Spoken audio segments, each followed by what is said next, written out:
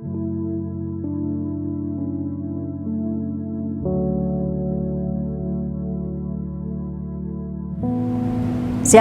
Bapak Ibu Saudara yang dikasihi Tuhan, apa kabar? Puji Tuhan, hari ini kembali kita bersama-sama dalam siraman rohani. Kita meluangkan waktu untuk duduk diam bersama mempelajari kebenaran firman Tuhan. Di waktu yang tidak banyak ini, mari kita akan melihat satu ayat di dalam 1 Yohanes 4 ayat 20. Sekali lagi dalam 1 Yohanes 4 ayat 20, demikian bunyi firman Tuhan. Jikalau seorang berkata, aku mengasihi Allah, dan ia membenci saudaranya, maka ia adalah pendusta.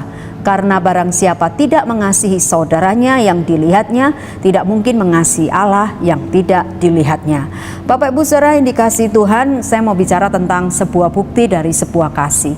Bapak Ibu, kita sekalian pasti sudah mengenal sosok Mother Teresa.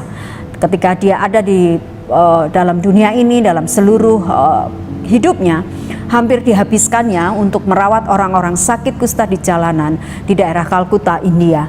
Bapak Ibu Saudara, saya kira ini memang bukan hal yang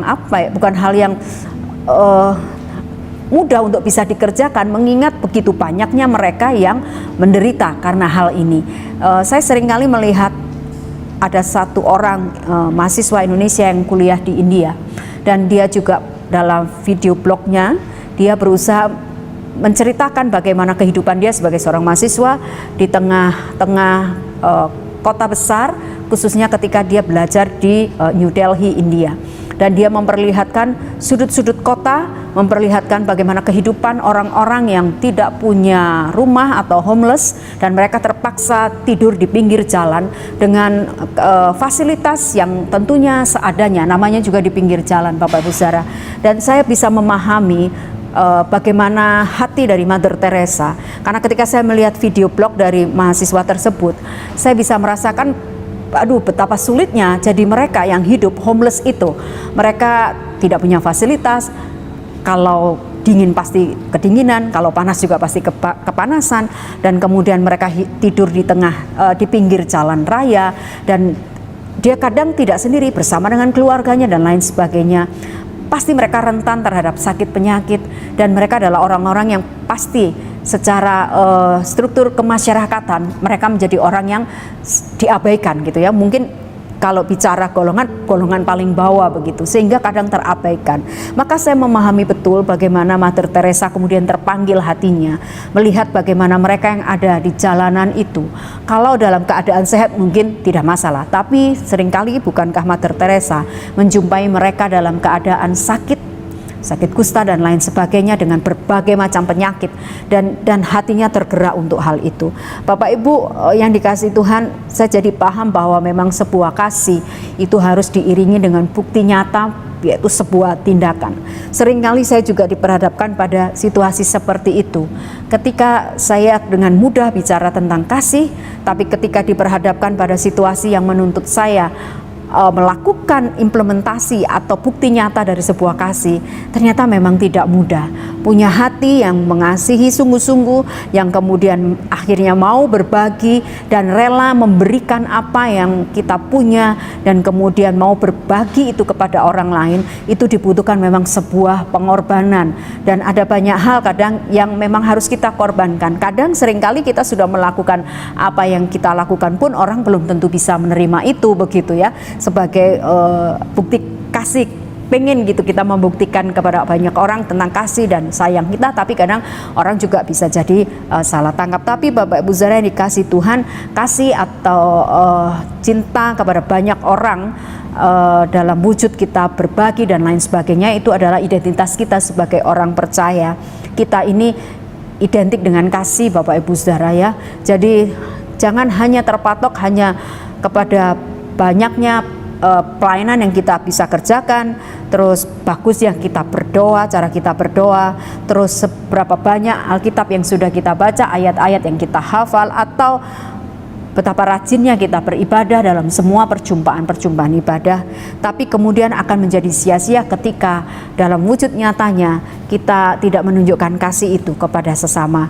Maka tadi di dalam ayat yang kita baca dalam 1 Yohanes 4 ayat 20 berkata bahwa aku mengasihi Allah dan ia membenci saudaranya, maka firman Tuhan dikatakan maka ia adalah pendusta. Karena barang siapa tidak mengasihi saudaranya yang dilihat, bagaimana mungkin mengasihi Tuhan yang tidak terlihat itu. Bapak Ibu Saudara yang dikasihi Tuhan, bukan berarti kalau saya berkata Bapak Ibu Saudara ibadah rajin, terus berdoa dan lain sebagainya, itu tidak penting. Itu juga penting, tapi lebih daripada itu, mari kita melakukan semuanya itu dengan kasih yang daripada Tuhan. Kita sekali lagi, kekristenan itu identik dengan kasih, Bapak Ibu Saudara ya. Nah, karena Kristus sendiri sudah menyelamatkan kita dengan kasih-Nya yang luar biasa, maka segala hal yang kita lakukan mencerminkan juga kasih Tuhan kepada banyak orang. Nah, kalau kita masih hidup hanya memikirkan keuntungan diri sendiri dan keinginan diri sendiri, maka kemudian berani kita berkata, saya Kristen rasanya kok nggak sinkron begitu Bapak Ibu Saudara ya. Tapi biarlah hidup kita Bapak Ibu Saudara mulai hari ini terinspirasi, bukan nggak masalah terinspirasi dengan tokoh-tokoh yang lain, tapi tokoh utama yaitu Kristus sendiri yang boleh jadi inspirator kita tentang bagaimana kasih itu harus diwujud nyatakan. Memang tidak mudah, tapi minta roh Tuhan, hikmat yang daripada Tuhan untuk menolong kita, sehingga kita mampu menjabarkan kasih itu kepada siapapun yang bisa kita jumpai. Dari hal-hal yang paling kecil, berbagi dengan banyak orang yang kita kenal ataupun tidak, tapi kalau kita sertai dengan ketulusan dan cinta kasih, maka orang sudah bisa merasakan akan kehadiran Tuhan dalam sentuhan-sentuhan yang bisa kita buat. Masing-masing kita punya bebannya untuk kita bisa menjabarkan kasih itu kepada banyak orang.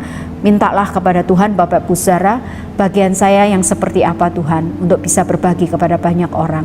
Mari kiranya kebenaran ini boleh menjadi renungan tersendiri buat kita.